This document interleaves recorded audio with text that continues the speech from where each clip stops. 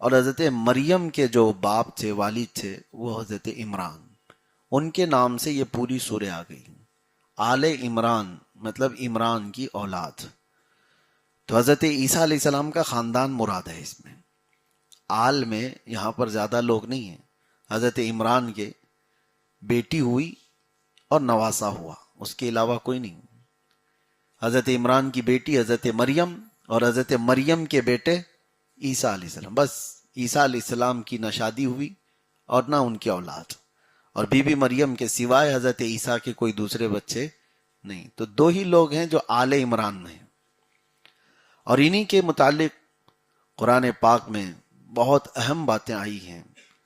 وجہ یہ ہے کہ اس زمانے میں عیسائی اپنی بڑائیاں ظاہر کرتے ہوئے، اپنے علم کا بول بالا دکھاتے ہوئے تان و تشنیع کیا کرتے تھے کہ اصل آسمانی کتاب والے ہم ہیں، عیسیٰ مسیح کے ماننے والے دنیا میں سب سے بہترین لوگ ہیں، حالانکہ وہ خود مختلف ہو چکے تھے کتاب میں بدل کر کے ادھر ادھر۔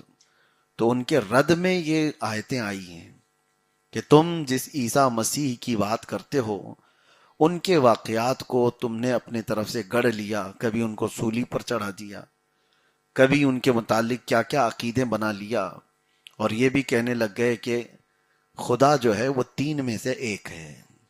ٹرائنیٹی کا جو عقیدہ، تثلیث اس کو کہتے ہیں، تین خدا ماننے کا عقیدہ عیسائیوں نے خود بنا لیا۔ اس میں سے ایک گاڈ فادر جس کو کہتے ہیں اللہ تبارک و تعالی، دوسرے حضرت عیسیٰ سن جس کو کہتے ہیں، اور تیسرے حضرت بی بی مریم کو یا روح القدس کو، جس نے روح حضرت بی بی مریم کے بطن میں ڈالی، یا بی بی مریم۔ اس میں بھی فرقے ہیں، آرتھوڈکس الگ مانتے ہیں، کیتھولک الگ مانتے ہیں، عیسائیوں میں بھی 70 سے زیادہ فرقے ہوئے، اور سبوں نے اپنی اپنی تشریحات الگ الگ کی۔ جو خالص عیسائی تھے وہ عیسیٰ علیہ السلام کو اللہ کا نبی، اللہ کا رسول مانتے تھے اور اللہ کا بندہ مانتے تھے، بیٹا ہو ہی نہیں سکتا۔ بیٹا بنایا بعد کے لوگوں نے جو گمراہ ہوئے، تو ان کے رد میں یہ آیتیں آئی۔ اب سنیے مسئلہ کہاں تک آیا کہ وہ کہتے تھے کہ ہم حق پر ہیں، عیسیٰ علیہ السلام اللہ کے بیٹے ہیں، اس بات پر ڈٹے ہوئے تھے، اڑے ہوئے تھے۔ تو حضور پاک صلی اللہ تعالی علیہ وسلم کو حکم کس چیز کا ہوا تھا پتہ ہے؟ حق کو ظاہر کرنے کے لیے، کہ یہ اتنا اڑے ہوئے ہیں، اتنا ڈٹے ہوئے ہیں اپنے اس مذہب پر جو خود کا بنایا ہوا ہے، ان کا اللہ کا دیا ہوا دین نہیں ہے، بدل چکے تھے لوگ، اور اس پر اتنا تمتراق سے لوگوں کو چیلنج کرتے ہیں۔ تو رسول پاک صلی اللہ علیہ وسلم کو اللہ نے حکم دیا، اے محبوب آپ ان سے کہہ دیں اگر تم حق پر ہو تو آ جاؤ میدان میں، تم اپنی بیویاں لے کے آؤ، تم اپنے بچے لے کے آؤ، میں اپنی بیوی اور میں اپنی اولاد کو، اور میں خود آؤں گا گھر والوں کو لے کر، اور پھر ایک میدان میں جمع ہوں گے، وہی مباہلہ جس کو حق و باطل کے درمیان امتیاز کے لیے اللہ کا حکم ہوا تھا۔ کیا کریں گے؟ میدان میں آئیں گے اور دونوں اپنا اپنا عقیدہ بیان کریں گے، میرا عقیدہ یہ ہے، تمہارا عقیدہ یہ ہے، اور پھر یہ کہیں گے جو جھوٹا ہوگا اس پر اللہ کی لعنت ہوگی۔ یہ مباہلے کا طریقہ ہے، یہ قرآن پاک کی اسی پارے میں جو آج ہم نے تلاوت کیا ہے۔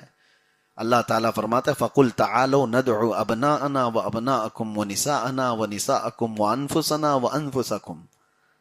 ہم اپنے بیٹے لے کر کے آئیں گے، تم اپنے بیٹے، ہم اپنی عورتیں اور تم اپنی عورتیں، اور پھر ہم خود آئیں گے اور تم خود آؤ، جو تم میں سے بڑا ہو۔ تو نجران ایک علاقہ ہے سعودی عرب میں آج بھی، وہاں عیسائیوں کا گڑھ تھا، وہاں سے ایک وفد آیا تھا جو بار بار اس طرح کے چیلنج کرتا تھا کہ عیسائی حق پر ہیں، ہمارا دین حق پر ہے۔ اور جب رسول پاک صلی اللہ تعالی علیہ وسلم نے یہ فرمایا کہ ہم مباہلہ کریں گے، وہ تیار ہوئے اور جا کر کے اپنے گرو گھنٹالوں کو جمع کر لیا، جو بڑے تھے، ان سے کہا کہ ایسا ہم کو حکم ہوا ہے، انہوں نے یہ چیلنج کیا ہے مباہلہ کرنے کے، سب تیار ہوئے۔ اب جب مباہلے کی بات آئی میدان میں جانے کی، تو ایسا نہیں کہ رسول پاک صلی اللہ تعالی علیہ وسلم گئے نہیں، بلکہ خود مدینے سے چل کر نجران تک چلے گئے، اور اس میں کون تھے؟ حضور پاک صلی اللہ تعالی علیہ وسلم نے اپنے ساتھ امام حسن کو لیا، امام حسین کو لیا، حضرت فاطمہ زہرا کو لیا اور شیر خدا کو ساتھ لیا. پنجتن پاک، دنیا کی سب سے حسین قافلہ یہ نکلا ہے نجران کی طرف. اور جب نجران پہنچے میرے آقا صلی اللہ تعالی علیہ وسلم حسنین کریمین کو اپنے گود میں اٹھائے ہوئے، اور حضرت فاطمہ زہرا چادر کی ہوئی حضور کے پیچھے چل رہی ہیں، اور مولا علی شیر خدا ساتھ ساتھ چل رہے ہیں. جب پہنچے وہاں پر تو عیسائیوں کا جو بڑا قلعہ تھا وہاں پر سے وہ لوگ دیکھ رہے تھے کہ یہ آنے والے مدینے سے جنہوں نے نئے دین کا اعلان کیا ہے، اور وہ چیلنج بھی کیا ہم کو مقابلے کا. تو انہوں نے بڑے جو پادری تھے ان سے کہا کہ وہ قافلہ آ گیا. تو عیسائی جو سب سے بڑا راہب تھا، عمر دراز تھا، وہ چھت پر چڑھ کر کے آنے والے قافلے کو دیکھا. ان کے چہروں سے جو نور جھلک رہا تھا، ان کے چہرے جو چمک رہے تھے، وہ غصے سے تل ملاتے ہوئے نیچے آیا اور کہا کس بدبخت نے ہم میں سے ان کو مباہلے کی دعوت دی؟ کس نے کہا اور کس نے تیاری کی؟ تو سب جمع ہوئے. تو لوگوں نے پوچھا ہوا کیا آخر؟ کہا قسم خدا کی اگر مباہلہ ہو گیا اور انہوں نے آمین کہہ دیا تو قیامت تک اس پوری زمین پر کوئی عیسائی زندہ ہی نہیں رہے گا. تم کیا سمجھتے ہو؟ ان کے چہرے دیکھو، ان کے چہروں کا نور بتاتا ہے وہ سچے رسول ہیں. اس وقت مباہلہ نہیں ہوا، انہوں نے انکار کر دیا، کہا کہ ہم آپ سے مباہلہ نہیں کریں گے. اللہ کے رسول صلی اللہ تعالی علیہ وسلم کا پیش ہو جانا یہی حق کی علامت تھی. میرے عزیزو، مباہلہ یہ حضور پاک صلی اللہ تعالی علیہ وسلم کی شریعت پاک میں اور بھی ائمہ اکرام اور علماء اعظام کے ساتھ ہوتا آیا. بعض لوگوں نے ہمارے اعلان کے وقت بہت واویلا مچایا تھا کہ ایک نیا کام کہاں سے ہوا، یہ کیسے انہوں نے اعلان کر دیا؟ وہ تو ہمارے جذبات تھے. حضور پاک صلی اللہ تعالی علیہ وسلم کی محبت میں جب کوئی کتا بھونک رہا ہو ان کی شان میں خلاف، تو ظاہر سی بات ہے ایک سنی صحیح العقیدہ یا حضور سے محبت کرنے والا اس کے جذبات بے قابو ہو جاتے ہیں اور وہ اعلان مباہلہ کر سکتا ہے. اور ایسے پچھلے کئی بزرگوں کے واقعات موجود ہیں، آگ میں جلنے کے بلکہ گرم تیل میں اپنے آپ کو پیش کرنے کے. حتیٰ کہ یہ تو ماضی قریب کی باتیں چھوڑو، حضرت خالد بن ولید کے ساتھ بھی ہوا تھا. عیسائیوں نے ان سے بھی کہا تھا ہم جنگ نہیں لڑیں گے، جنگ نہیں لڑیں گے، آؤ دیکھتے ہیں تمہارا دین حق ہے یا ہمارا دین حق ہے، کیا کیا جائے گا. تو حضرت خالد بن ولید سے کہا گیا کہ ایک زہر ہے، بہت خطرناک قسم کا زہر تھا. تو حضرت خالد بن ولید کو انہوں نے کہا کہ اگر تمہارا خدا سچا ہے اور تم جس دین کی پیروی کر رہے ہو وہ سچ ہے تو یہ زہر تم پی لو.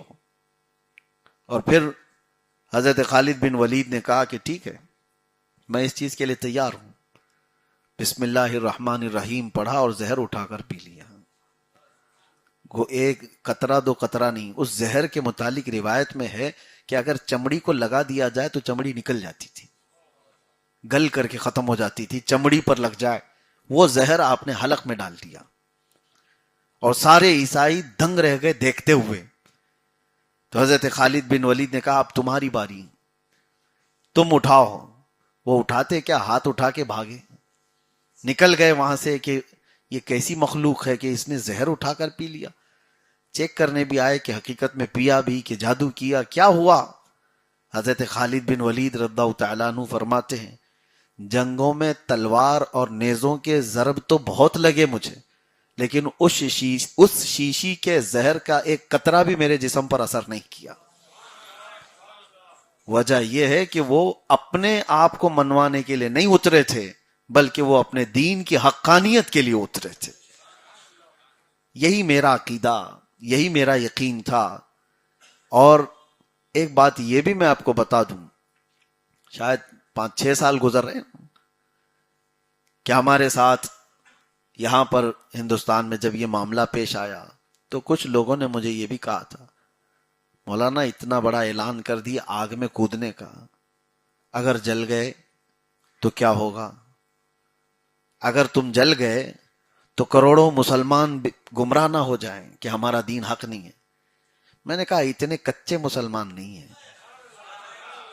میرے ایک کے جلنے سے یہ دین چھوڑ دیں گے؟ اتنے کچے مسلمان نہیں. دوسری بات یہ بھی ہے، آپ نیگیٹو کیوں سوچتے ہیں؟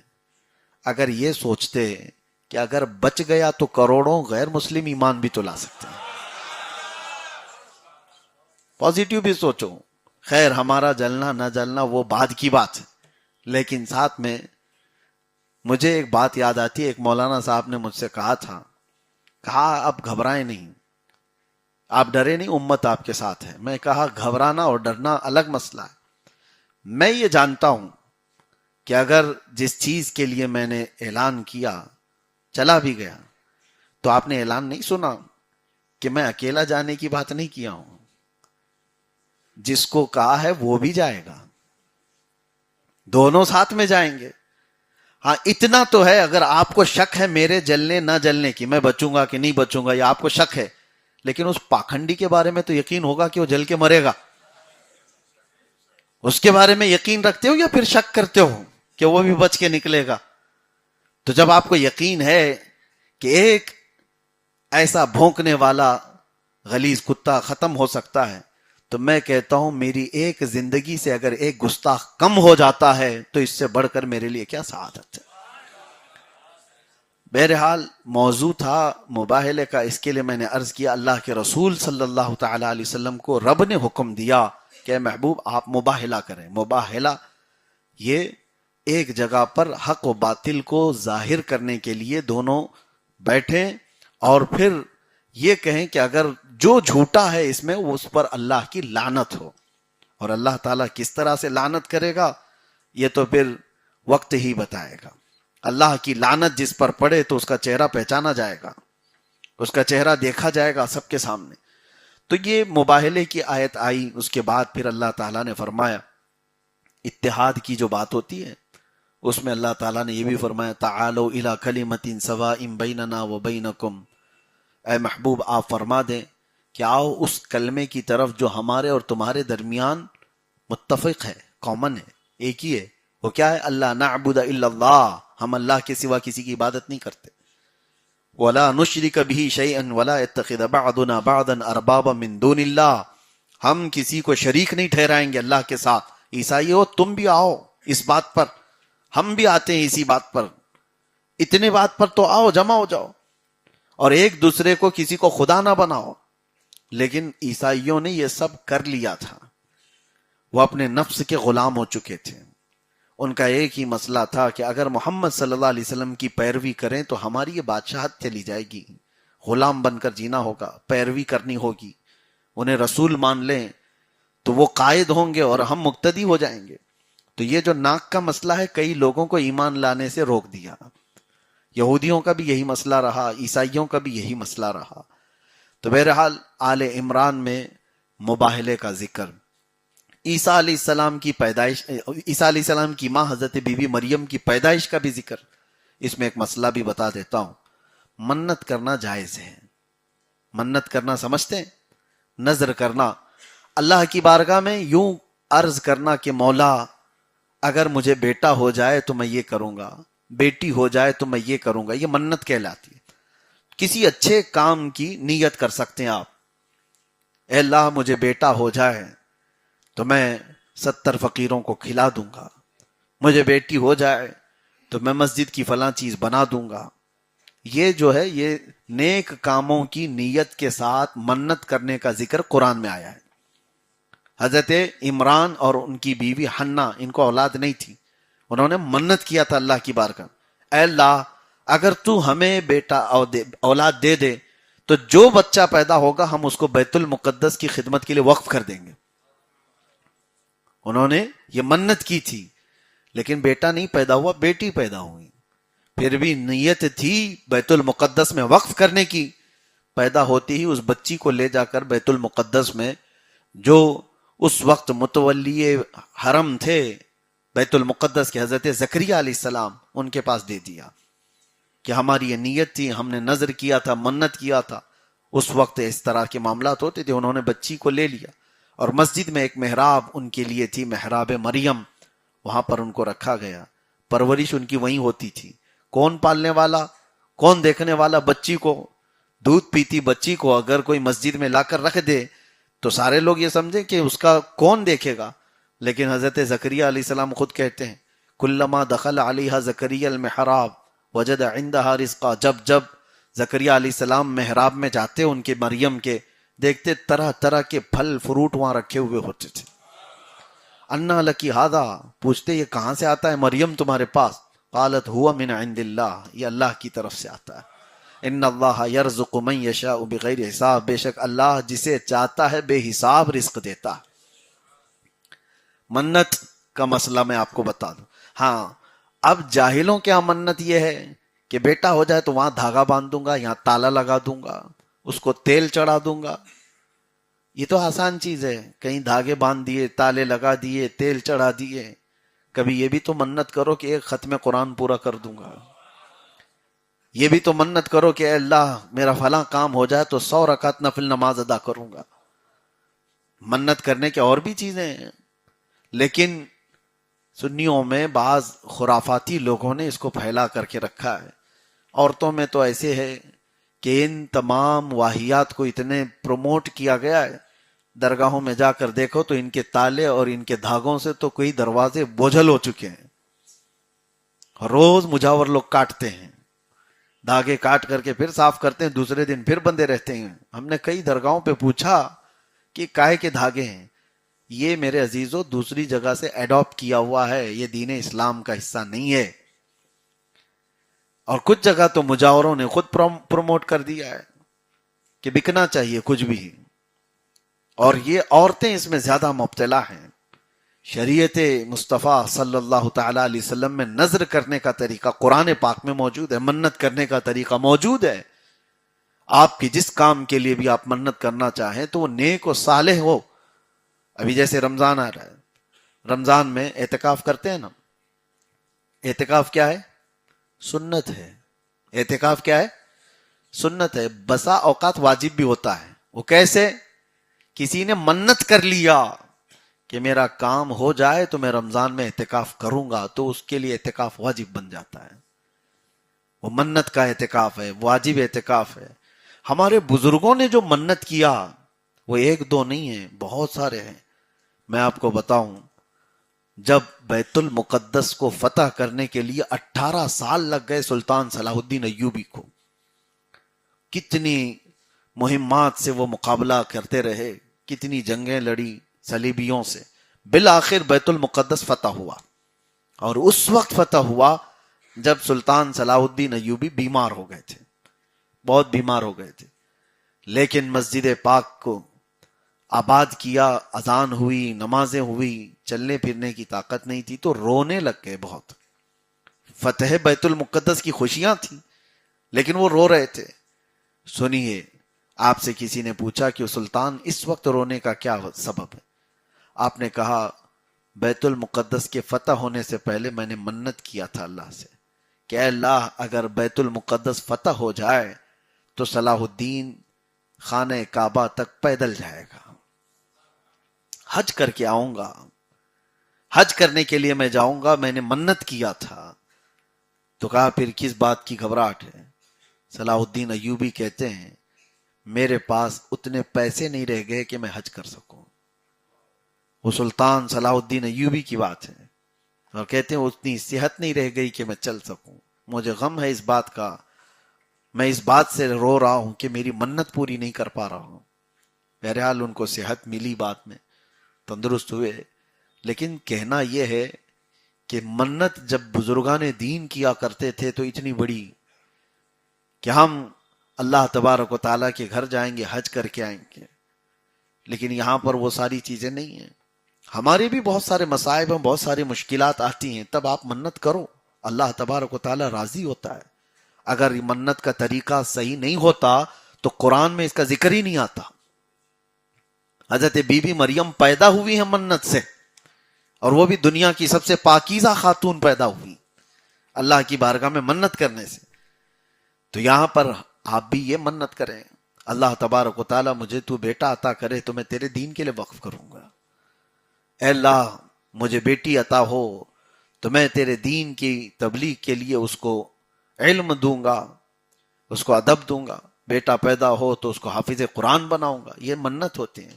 اور ایک بات یہ بھی بتا دوں، بنی اسرائیل میں ایک شخص ایسی منت کر لیا تھا، وہ بہت بڑا شرابی تھا، گنہگار بہت تھا، بہت طرح کے اس کے گناہ تھے، گننے میں بھی نہ آئے، چوری ڈکیتی بہت ساری چیزیں. شادی کیا تو سوچا کہ شادی کے بعد ایک نئی زندگی ہے، لیکن جیسے ہی اس کی بیوی کے پیٹ میں حمل قرار پایا تو اس نے کہا اپنی بیوی سے کہ دیکھ، میں تو بہت بگڑا ہوا آدمی ہوں، میں بہت گرا ہوا آدمی، ہر طرح کے کام برے مجھ سے ہو چکے، لیکن بیٹے کو ویسا نہیں بناؤں گا، جو بچہ پیدا ہوگا اس کو ویسا نہیں بناؤں. اپنی بیوی کے پیٹ پر ہاتھ رکھ کر کے کہا کہ اللہ اگر مجھے تو بیٹا دے تو میں تیرے دین کا عالم بناؤں گا. بنی اسرائیل کی بات ہے. لیکن سوئے اتفاق کہ بیٹا پیدا ہونے سے پہلے ہی یہ شخص کا انتقال ہو گیا، مر گیا. اور گنہگار جب مرا تو قبرستان میں اسے دفن کیا گیا. سخت ترین عذاب اس کا انتظار کر رہا تھا، اس کے گناہوں کا بوجھ اتنا تھا. قبر میں اس پر عذاب شروع ہوا. چند مہینوں کے بعد اس کے گھر میں حقیقت میں بیٹا پیدا ہوا، اور ماں بیٹے کی یعنی اس گنہگار کی جو عورت تھی، بیوہ تھی، اس نے بچے کی تربیت شروع کی. جیسے جیسے بچہ بڑا ہونے لگا، خاتون کو یہ بات یاد تھی کہ میرے شوہر کی ایک منت تھی کہ بچہ جیسی ہی بولنے کے قابل ہو تو اس کو دین کا علم سکھاؤں گا. لیکن اتفاق ایسا کہ میرا شوہر اپنے بچے کو دیکھ نہیں سکا. میں اس کی خواہش تو پوری کروں گی، اس کی منت تو پوری کروں گی. بچہ جیسی بولنے کے قابل ہوا تو خاتون اپنے بیٹے کو لے کر ایک عالم ربانی کے پاس چھوڑتی ہے اور بتاتی ہے کہ اس کے باپ نہیں ہے، یہ یتیم ہے، لیکن اس کے باپ کی ایک منت تھی کہ اس کو عالم بناؤ.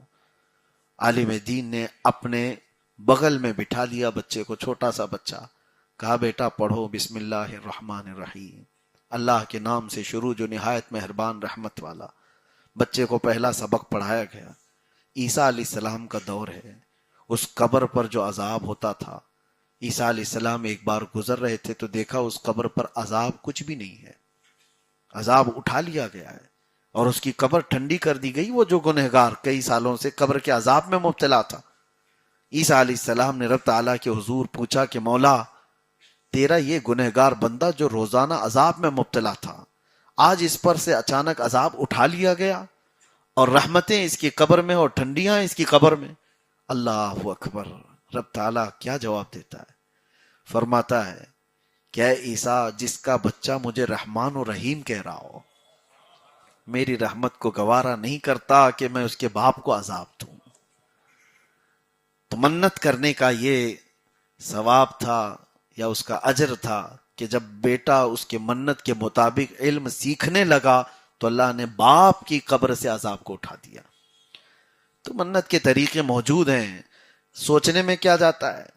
میں اور ایک بات بتا دوں، ابھی سے نیت کر لو کہ اے رب کریم، میری فلاں چیز ہو جائے یا نہ بھی ہو تو میں حج کے لیے نکل جاؤں گا، میں حج کے لیے نکل جاؤں گا.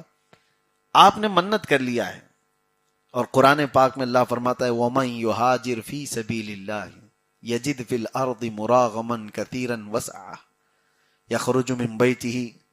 یہ آیتیں بتاتی ہیں کہ اگر کوئی اپنے گھر سے نکلا اور راستے میں موت ہو گئی یا جو سوچا تھا وہ نہیں کر سکا، خاص طور پر حج کے بارے میں کہہ رہا ہوں، بزرگان دین فرماتے ہیں وہ حج کرنے سے پہلے ہی مر گیا.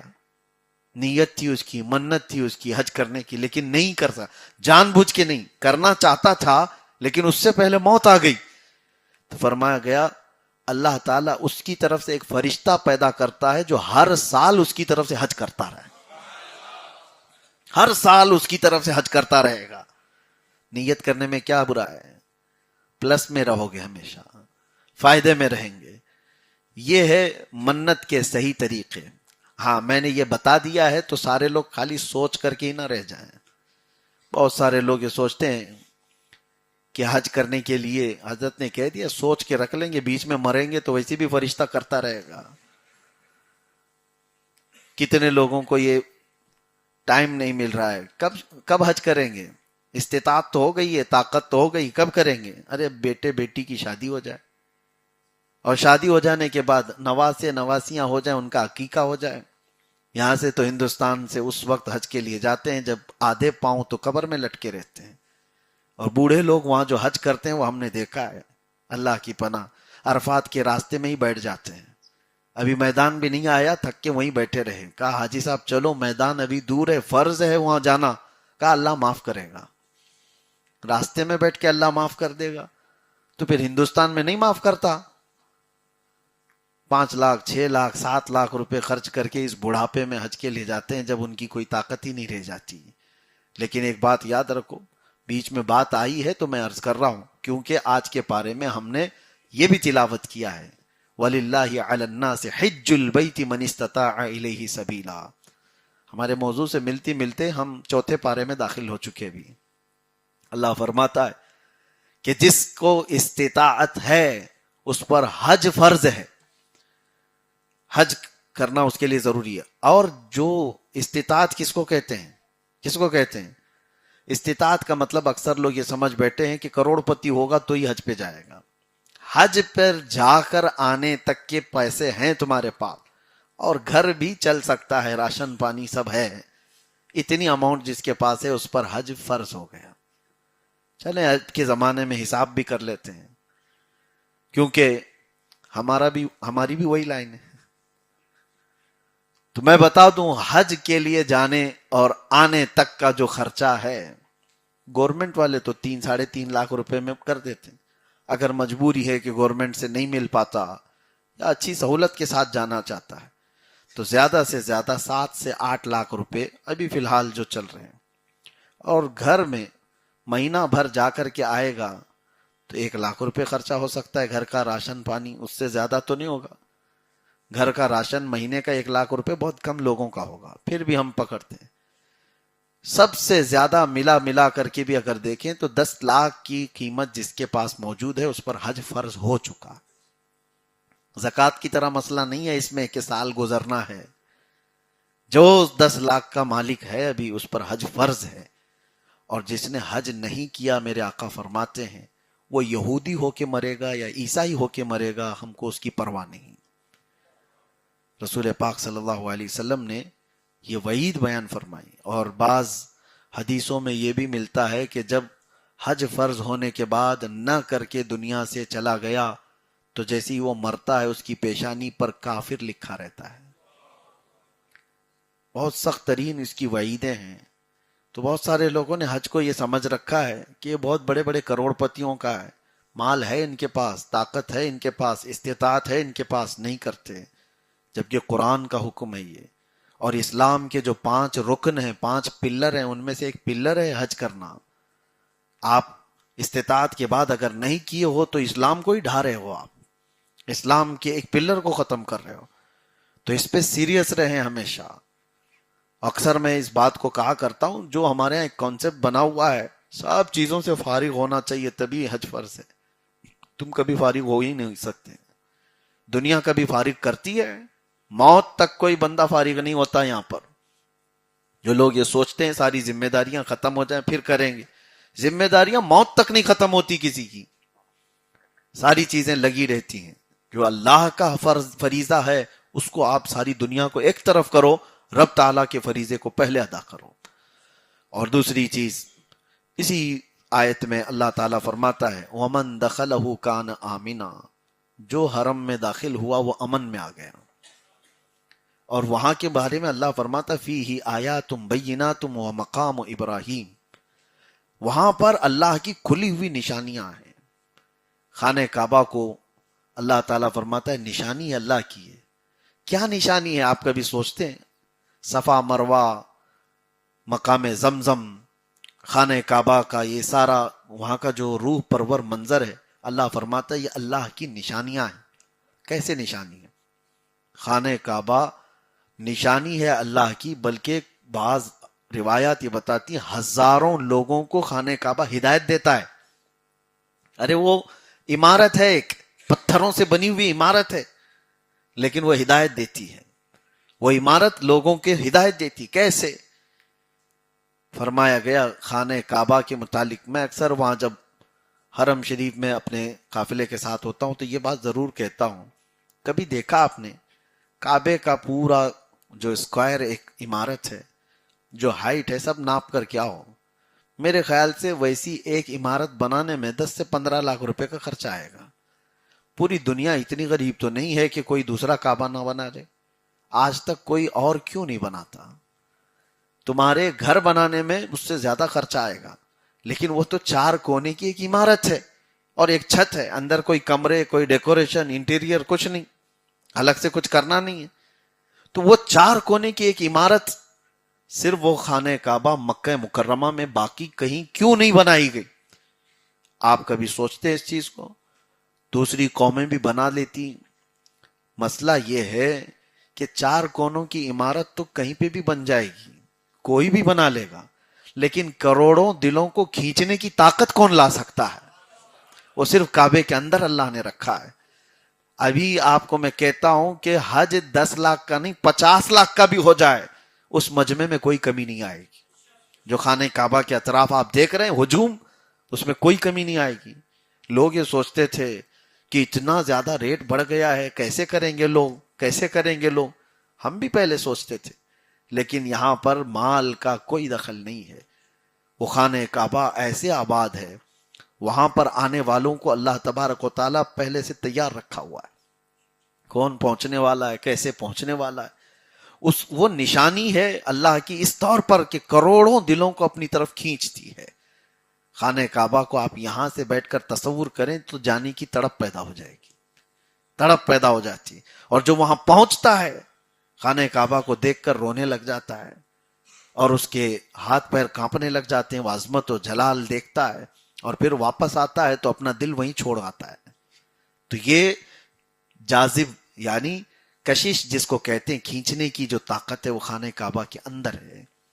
ہر کوئی پروانے کی طرح اس کی طرف بھاگ رہا ہوتا ہے، جیسے ایک شمع ہو تو کیڑے اطراف سے آ کر کے وہاں جان دیتے ہیں، تو کعبے کے اطراف پروانوں کی طرح سے لوگ بھیڑ لگاتے ہیں۔ کوئی نہیں دیکھتا کہ کونی کس کی لگ رہی ہے، پیر کس کا پڑ رہا ہے۔ ایسے حالات دوسری جگہ اتنی بھیڑ میں کوئی بندہ جانا نہیں چاہتا کہ سانس گھٹ جائے گی، مر جاؤں گا، لیکن یہاں خوشی سے جاتا ہے، گھٹ جائے مر جائے تو خانہ کعبہ کے سامنے جائے۔ حجر اسود کو چومنے کے لیے لوگوں کی جو بھیڑ میں نے دیکھا، اللہ اکبر، کمزور ہے کہ بوڑھا ہے، عورت ہے کہ مرد ہے، سب کو صرف ہاتھ لگانے کی وہ تڑپ ہے۔ تو یہ بنایا ہوا نہیں ہے دماغوں کو، یہ خانہ کعبہ کے اندر خود موجود ہے جو جذب کرتا ہے۔ اور اللہ کے نبی صلی اللہ علیہ وسلم نے خود فرمایا، جو حجر اسود کو چومتا ہے وہ اس کے اندر کے سارے گناہوں کو چوس لیتا ہے۔ یہ سب چیزیں حرم کعبہ میں موجود ہے، اور یہ سارا بلد اللہ الحرام اللہ تعالیٰ کی نشانیاں، ان الصفا والمروۃ من شعائر اللہ، اللہ فرماتا ہے صفا اور مروہ اللہ کی نشانیوں میں سے ہیں۔ مقام عرفات، مقام مزدلفہ، مقام منا، یہ ساری چیزیں اللہ کی نشانیاں ہیں۔ اور پوری دنیا میں اللہ تبارک و تعالیٰ نے اپنے آخری رسول کو پیدا کرنے کے لیے جو زمین چنی وہ مکہ مکرمہ ہے۔ سید الانبیاء صلی اللہ علیہ وسلم وہ ہر عالم کی رحمت ہیں، کسی عالم میں رہ جاتے، حضور ہر عالم کی رحمت ہے۔ وہ جنات کے لیے رحمت ہے، وہ ملائکہ کے لیے رحمت ہے، وہ نباتات کے لیے رحمت ہے، حیوانات کے لیے رحمت ہے، انسانوں کے لیے رحمت ہے، ساری کائنات کے لیے وہ رحمت ہے۔ تو جو رسول رحمت کسی بھی عالم میں رہ جاتے، لیکن اللہ تبارک و تعالیٰ نے کس عالم میں ان کو بھیجا؟ انسانوں کے عالم میں، اور جگہ کون سی؟ مکہ مکرمہ۔ اس سے آپ اندازہ کریں کہ اللہ تبارک و تعالیٰ نے اس خطے کو ایسی عظیم نشانی بنائی کہ آپ کو تاریخ میں بتاؤں 1,24,000 کم و بیش نبی دنیا میں آئے، کوئی نبی مکہ میں نہیں پیدا ہوا سوائے میرے آقا کے۔ عرب میں اور دوسرے انبیاء اکرام علیہ السلام آئے الگ الگ علاقوں میں، لیکن مکہ مکرمہ کی سرزمین پیدا کوئی نہیں ہوا۔ اسماعیل علیہ السلام بھی پیدا وہاں نہیں ہوئے، ابراہیم علیہ السلام ان کو لے کر کے آئے تھے مکہ مکرمہ خانہ کعبہ کے پاس۔ اب یہاں کی بہت ساری نشانیاں ہیں، اس کو بیان کرنے میں طویل وقت درکار ہے، تو اللہ تبارک و تعالیٰ نے حج کی فرضیت کا حکم دیا۔ جس پر حج فرض ہے وہ حج کر لے، ورنہ موت قریب ہے، اور جانے سے پہلے اگر اپنا یہ حساب کتاب صاف کر کے جائے تو اچھا ہے، ورنہ پھر اس پر یہ معلق رہ جائے گا۔ تیسری کچھ چیزیں اس بارے میں اللہ تبارک و تعالیٰ نے فرمایا وَاعْتَصِمُوا بِحَبْلِ اللَّهِ جَمِيعًا وَلَا تَفَرَّقُوا۔ بس میں اس پر ختم کرتا ہوں۔ اللہ فرماتا ہے اللہ کی رسی کو مضبوطی سے پکڑے رہو، آپس میں فرقے مت بناؤ۔ کیا فرماتا ہے رب تعالیٰ؟ اللہ کی رسی کو مضبوطی سے پکڑو۔ اب یہیں آ کر کے بہت سارے فرقے بن گئے۔ کس بات پر؟ اس بات کی تشریح پر کہ آخر اللہ کی رسی ہے کیا۔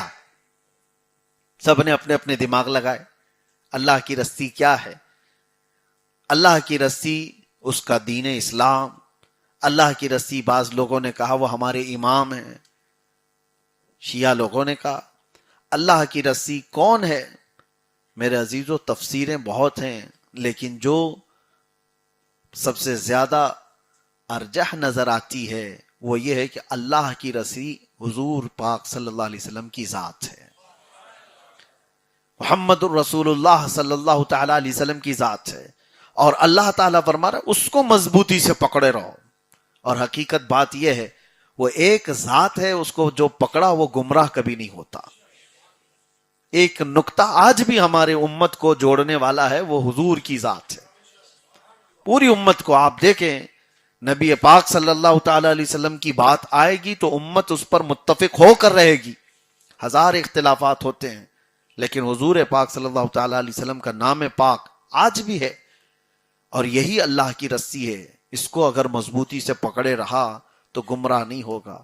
اسی لیے ہم نے ہر بیان کا اکثر عنوان حضور کی ذات کا بنایا کہ حضور کی تعریف کرتے رہو، حضور پاک صلی اللہ علیہ وسلم کے دروازے کی فضیلت بتاتے رہو، لوگوں سے یہی کہتے رہو کہ یہ ایک دروازہ ہی کافی ہے، ہر دروازے پر تم کو جانے سے نجات دے دے گا، در در کی ٹھوکریں کھانے سے بچا لے گا، وہ ایک دروازہ اچھا ہے۔ اس دروازے کی فضیلت بیان کرتے کرتے ہماری عمر تمام ہو جائے، اور ہم نے دیکھا جو اس دروازے کو مضبوطی سے پکڑا رہا زندگی بھر، پھر اللہ نے اس کو پوری کائنات میں لوگوں کا امام بنا دیا۔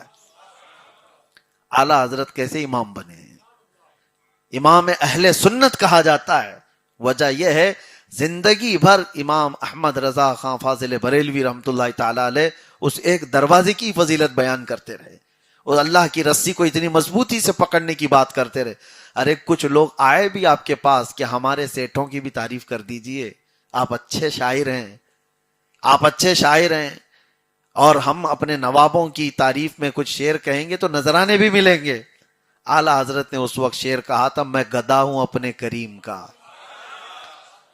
کروں مدح اہل دول رضا، پڑے اس بلا میں میری بلا، میں گدا ہوں اپنے کریم کا، میرا دین پارے نان ہے۔ غالب نے ایک شعر کہا تھا، اور وہ غالب کے شعر ہمیں یاد نہیں رہتے، لیکن محبوبہ کو پکارتے ہوئے کہا تھا کہ محبوبہ کی گلی میں جانے کے وقت نہ دین دیکھنا چاہیے نہ اخلاص، یعنی وہ اپنے دین وغیرہ کی باتیں کر رہا تھا۔ تو اعلیٰ حضرت کے پاس جب یہ شعر پہنچا اسی وزن میں اعلیٰ حضرت نے کہا تھا، غالب نے یہ کہا تھا کہ ادھر ادھر کی بات نہ کر کے صرف محبوبہ کے پاس جاتے ہیں تو کبھی وہ ٹکرا دیتی ہے کبھی یہ ٹکرا دیتی، اس طرح کا مفہوم تھا۔ تو اعلیٰ حضرت نے کیا جرح کیا، پڑھنے کے بعد مزہ آتا ہے۔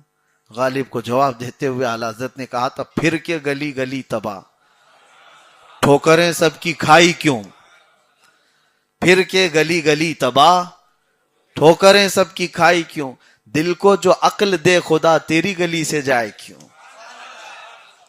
وہ پوری نعت لکھی تھی اعلیٰ حضرت نے۔ پھر کسی اور موقع پر میں اس نعت کی تشریح کروں گا۔ آج بات یہی ہے کہ اللہ کی رسی کو مضبوطی سے پکڑو اور گمراہ نہ ہو آپس میں۔ اور اللہ تعالیٰ اس کے آگے ارشاد فرماتا ہے وَلْتَكُمْ مِنْكُمْ أُمَّةٌ يَدْعُونَ إِلَى الْخَيْرِ وَيَأْمُرُونَ بِالْمَعْرُوفِ وَيَنْهَوْنَ عَنِ الْمُنْكَرِ، تم میں سے ایک جماعت ہمیشہ ایسی ہونی چاہیے جو اچھائی کا حکم دیتی رہے اور برائیوں سے روکتی رہے۔ پورا پاک سائٹ نہیں سونا چاہیے، کچھ لوگوں کو جاگتے رہنا چاہیے۔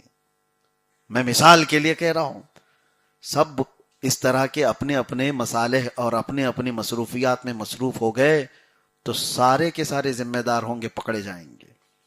ہاں، قرآن کا حکم یہ ہے کہ کچھ برائی دیکھو تو اس کو روکنے والا کوئی تو، اور اگر کسی نے روکا تو اس نے کفارہ ادا کیا ہے۔ مسجد میں اگر کوئی اعتکاف میں نہیں بیٹھا تو پورا محلہ گنہگار ہے، یہ مسئلہ تو پتا ہے، اور اگر ایک بیٹھا تو سب کی طرف سے وہ معاف ہے، ایک بیٹھ گیا تو پورے محلے کی طرف سے اس نے کفارہ ادا کر لیا، لیکن کوئی بیٹھا ہی نہیں۔ تو یہی آیت کا مفہوم ہے۔ اللہ فرماتا ہے وَلْتَكُمْ مِنْكُمْ أُمَّةٌ يَدْعُونَ إِلَى الْخَيْرِ، تم میں سے ہمیشہ ایک جماعت ایسی ہونی چاہیے جو خیر کی طرف بلاتی رہے اور برائیوں سے روکتی رہے۔ اگر لوگ یہ سوچیں کہ ہم کیوں اس برائی میں پڑنے جائیں، یہ برائی سے روکنے کے لیے ہم جائیں گے تو خامخواہ ہمارا بھی مسئلہ خراب ہو جائے گا، تو اس طرح کی بات کرنے والے سب کے سب قیامت کے دن پکڑ میں آئیں گے۔ تمہارے سامنے زنا ہوتا رہا، تمہارے سامنے چوری ہوتی رہی، تمہارے سامنے لوگ عیاشی کرتے رہے اور سب دیکھ دیکھ کر کے گزرتے رہے، ہم کو تھوڑی نہ اس میں پڑنا ہے، تو سب اسی طرح سے گزر گئے اور کوئی نہیں روکا، تو پورے محلے کی پکڑ ہوگی اور سب سے سوال ہوگا۔